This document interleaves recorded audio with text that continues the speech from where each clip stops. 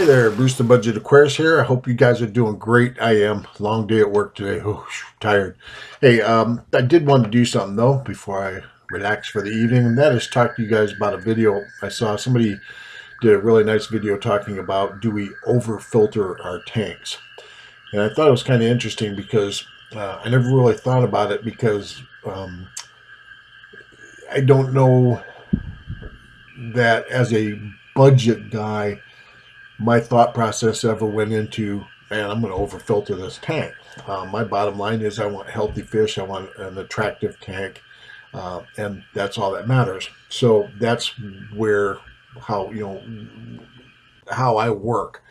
I'm not going to badmouth any filters out there because they all serve a purpose. Canisters do a ton of work. They're great big tanks.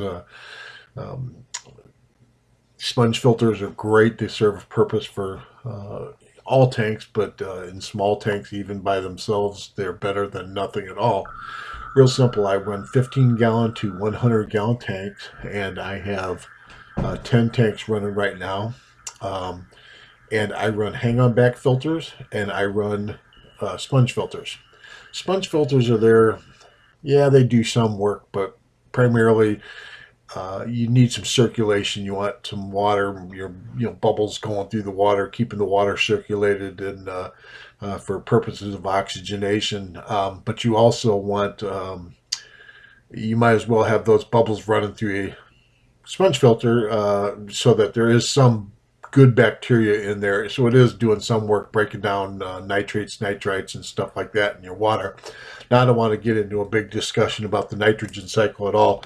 I'm just talking about filters because what's the point of a filter? Well, filter is to get stuff out of your water, be that fish poop, fish flakes, whatever. And you want to get as much of that out of your water as possible because you don't want it breaking down farther and farther and farther to the point where you have tons of nitrates, tons of nitrites in your water system, and it's just overwhelmed. This is where you get brown water and things like that, smelly water, etc., which are usually only solved by water changes. So real simple, I use a hang-on back filter, and where I save a ton of money is that I make my own filter pads. I go to Joann's Fabrics or someplace similar. I watch for them to have a good sale on the 100% polyester quilt batting. Comes in all kinds of thicknesses, so you can play around with it and find out what works good for you. And I buy huge rolls of this stuff, so I don't have to do it very often. And it's also cheaper that way. And I make my own filter pads. All filters, hang-on back filters, will come with either a filter like this or ones that have a little clip up here. You can take the clip off and slide the old pad off and the new pad on. Again, or they're like this where they're not meant to be replaced, but they can be. That's the key to being cheap. So I take scissors and cut the old filter out of there and have this frame, and then real simple, I take my pad, put it on there, a couple of rubber bands, and voila, you have what they charge you $6 for.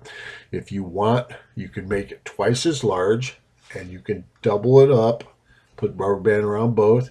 You can double it up and put some charcoal down here if you wanted.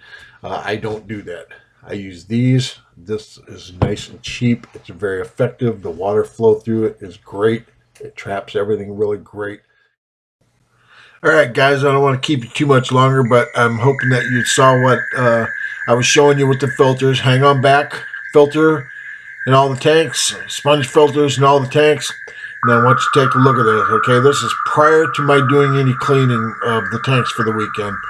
Water is clear. There's no floating stuff in it. Fish are all ready to eat. There's no cloudiness. Any cloudiness you see would probably be from water on the glass, but that's about it. Stain on the glass. Those algae on the back is intentional for my grow outs. Big Nemo, he's happy and healthy.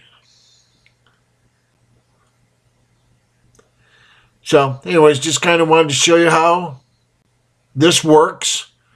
And if anybody tells you, you got a 50-gallon, 55-gallon tank, or a 75, and you have to have a great big canister filter, bottom line is they're wrong. You can keep your filters and your tanks all looking great like this with real simple hang-on back filters. Thanks for watching, you guys. Hope you enjoyed the video. Tried to keep it reasonably short. You all take care.